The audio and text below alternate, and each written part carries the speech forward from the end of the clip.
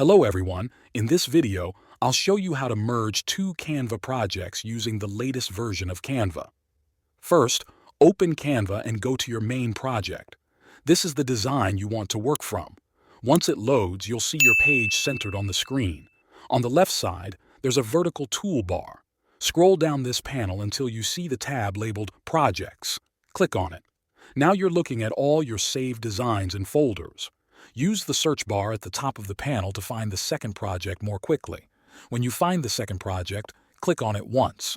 You'll see an option that says Add as New Page. Click that. Canva will drop that page directly below the last page of your current design. If the second project has more than one page, you can repeat the same step for each one. Just click on each page and select Add as New Page.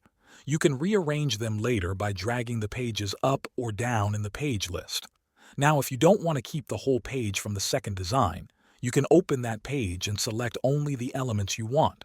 Just click on the text, images, or shapes.